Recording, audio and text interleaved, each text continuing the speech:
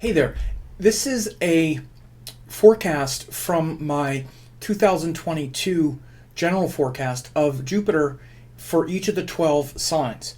And I did this as part of my larger 2022 forecast where I analyze the 10 most important shifts that we'll all be going through in 2022. We've already gone through 3 or 4 of them.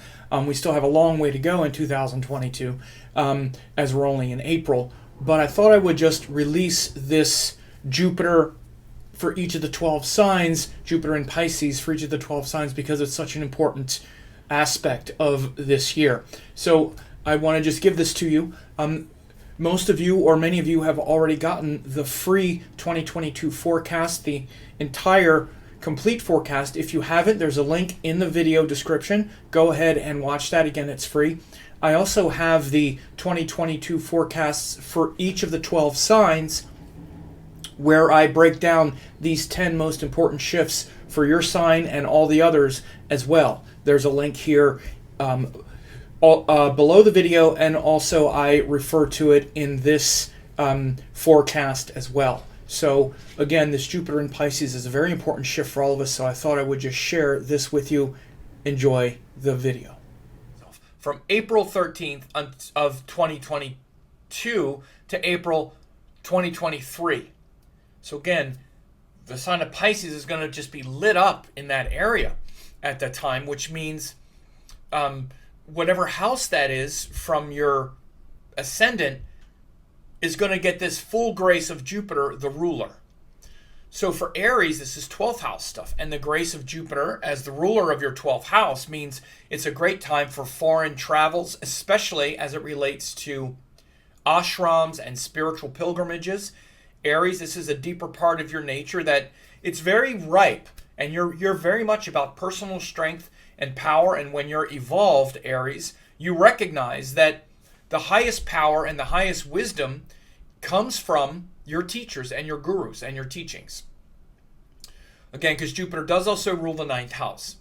But it's really lit up really lighting up your 12th house of pilgrimages, spiritual journeys. You might even have some expenses, though. You might even lose some money. I know you're ready to jump out the window. But it's expenses you should be willing to take, and some losses things you should be willing to let go of, Aries, in order to connect with something more mystical, metaphysical, and beyond this world. That's your true power, Aries, and you know it. Especially if you're listening to this, you already know that, and you already know that you're vulnerable and weak if you're not connecting to the true self, which is beyond this world. Taurus, this is happening in your 11th house of higher contribution, higher community, transcendent of your ego and your personal interests and values, which you tend to put too much focus on, Taurus. It's about being part of the universal herd, not just your little herd of cows and your personal family of cows, but the universal herd, right? It's the 11th house of higher teachings and higher wisdom, and allowing those things to change and transform your mind and consciousness. So it can be disruptive for Taurus in that way. I'll talk more about the 8th house again in that annual forecast. But needless to say, Jupiter can be very disruptive to Taurus because it's disrupting that earthy cycle of money and stuff and people around you, and trying to connect you to something more universal, especially in the world. So show up bigger in the world. That'll be good for you, Taurus, at that time. And I already said Gemini, it's a 10th house, which has to do with career and work, duties and responsibilities. You'll feel those blessings up there in your 10th house. Yay, I'm glad. And, to really go to the next level, even as a teacher and all of those things. So for you, Gemini, that's going to be really powerful, right? These sort of transcendent and higher duties and responsibilities, Gemini, you can tend to avoid responsibilities and pressure and want to stay, just kind of in your interest and having fun. Well, Jupiter's going to say, no, now there's great blessings when you step up and take a chance and put it out there, really blessing your career and work. And Cancer, again, this is your opportunity not just to enjoy great teachings, but to be a great teacher in your own right to the highest. This is where you're going to be ultra motivated to step up and teach and lead and guide people in the highest sense, Cancer.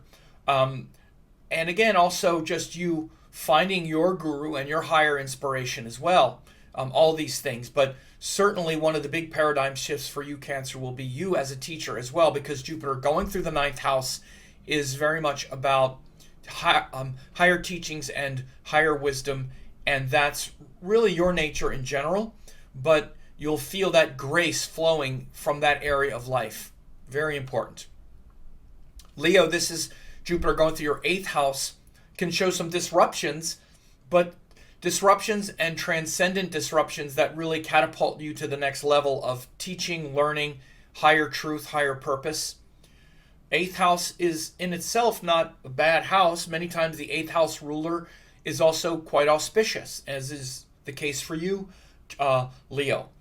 But it does show vulnerability and the lack of control, but how those things, again, lead you to higher wisdom, higher teachings, but expect some disruptions, even maybe in your friends and family, and maybe even the loss of something unexpectedly. I don't like to say death because it might we take it so literally. I mean that someone will die, something will be dying and transforming and changing, and you need to let go of it at that time, from April of 2022 to April 2023, Leo.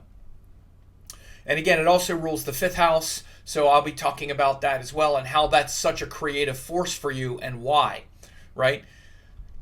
How, letting go of things and things getting destroyed is in many ways the most creative and inspiring thing for Leo, but that's hard to manage, right? So I'll talk about that more in the annual forecast.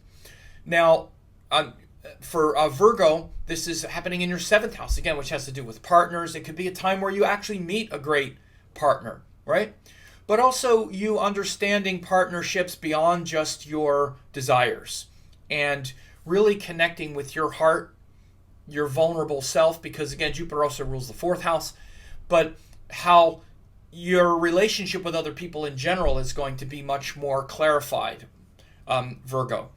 Come into much more clarity, and you won't feel like you need to possess as much. Again, one of the things you tend to tie your emotional well-being, fourth house, with other people, seventh house. So I'm going to talk more about that as well in the annual forecast. But for the most part, the way this comes out is other people are going to be very important. You'll meet significant other people, especially teachers or people that teach you about your nature and your attachment to others. Big life lessons. For Libra, you're going to learn a lot about, how to do battle and how to adeptly and be adept at, taking on conflict, confrontation, being humble in battle, and what to fight for and what to battle over. So for you, Libra, you can tend to get lost in that, especially, again, lost in other people. And your kind of shadow side is like that assertiveness. And so you can wind up feeling like everything is a little bit of a battle, there's always things going back and forth, things don't resolve so clearly, right? And so this Pisces quality of Jupiter in Pisces is this, feeling more comfortable with things being amorphous and being unresolved and seeing that beauty in that, right? And the divine Leela, the divine play around all of that. Now, again, for you, the other house that it rules is the third house, which, again, is being more assertive and being more independent and self-willed. But there'll be a big focus on the sixth house quality, which is service and allowing conflict to just be there, not feeling like you have to get in there and resolve it or have it hurt you so much, have it bother you so much, right? Not be so emotional about it. For Scorpio, this is your fifth house. This is a great auspicious time, auspicious transit, because again, Jupiter is your fifth house ruler, also your second house ruler. But the fifth house is literally children, things that inspire us, things that compel us to do good, our heart's desire. And for you, Scorpio, this is definitely, one of the most auspicious transits for you because, Jupiter is really like your saving grace. Things can be, difficult and emotionally volatile and restless at times. With Mars, your ruler, but you're also emotional, and he also rules the sixth house of conflict. Well, Jupiter is very much the gracious one, the teacher, the guru. So you'll get your teaching straight, you'll get worked out and resolved with your gurus and your teachings and be able to really benefit from them. Hopefully, that's the promise. But also just very creative. It'll be a very creative time for you to, even with music and art and all kinds of stuff that you're so passionate about. So very auspicious transit for Scorpio, maybe the most auspicious for Scorpios, or of course Sagittarius and Pisces. That's also, and Cancer. But for you Sagittarius, Jupiter's your ruling planet. It's going through your fourth house, really invigorating that emotional core. And, Sagittarius, underneath it all, you have the heart of a mystic, right? You have the heart of the mystic. The heart is the fourth house, and the mystic is Pisces, right?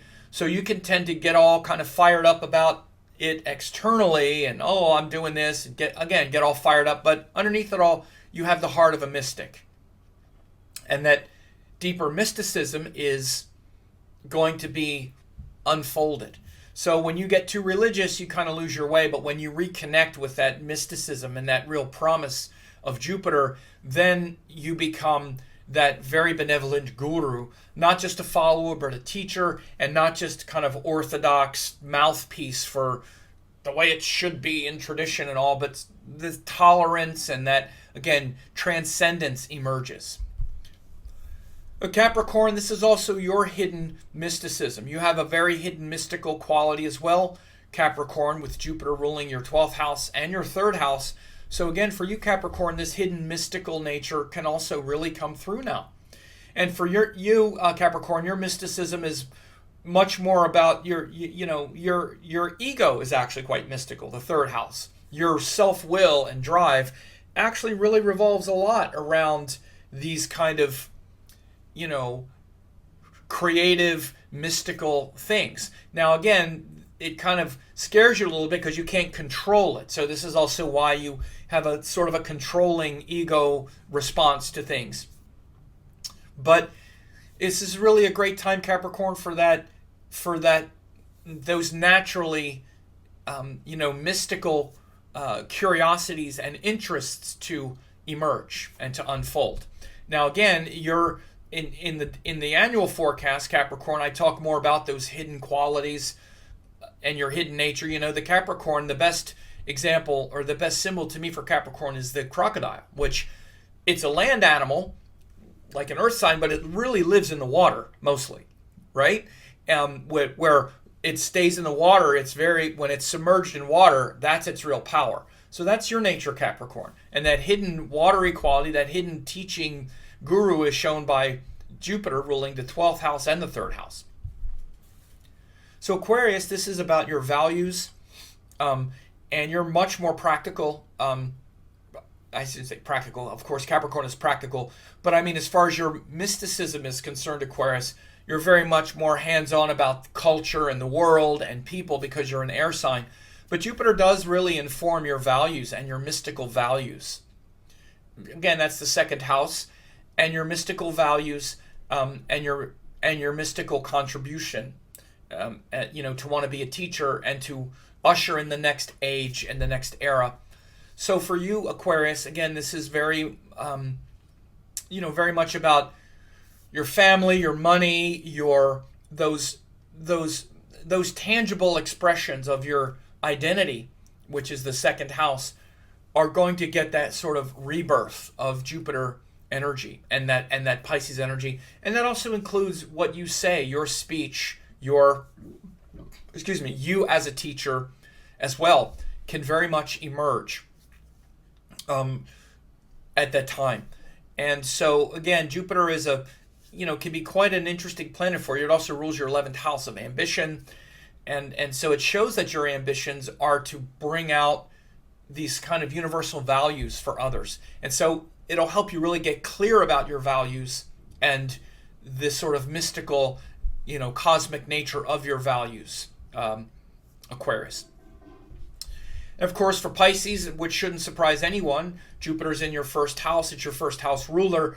Your entire identity is going to be going through a huge shift, huge changes, and in ways that are totally congruent with your nature, right?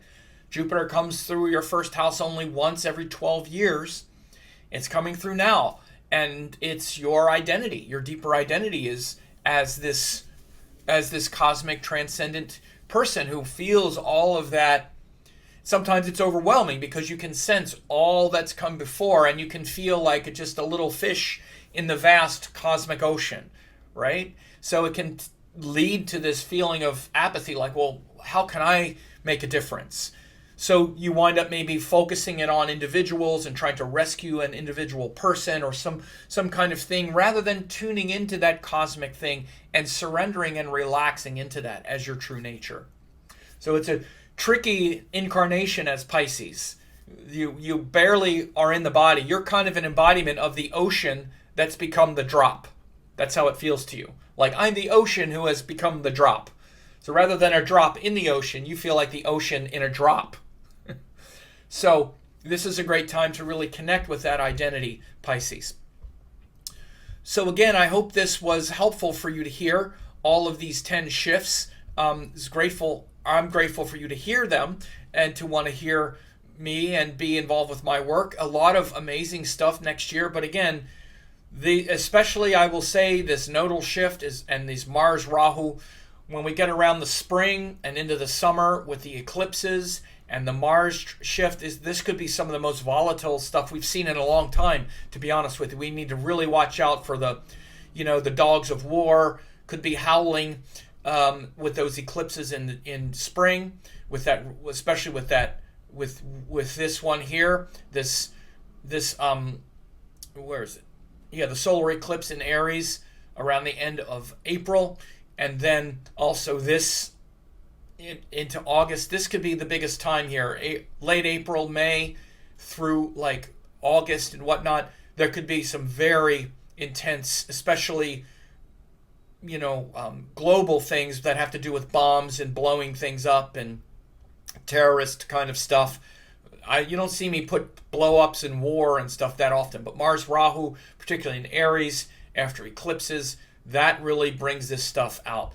But again, you could also be focusing on Jupiter in Pisces. First, he's in Aquarius for the year, and then he's in Pisces for the rest. Also, again, this practical thinking with Mercury, 6 months in Earth signs, very, very auspicious. Again, even the Saturn is still in his own sign for the entire time, Capricorn or Aquarius, so Saturn is powerful. So again, I really recommend people go and get these, at least get your forecast for your sign.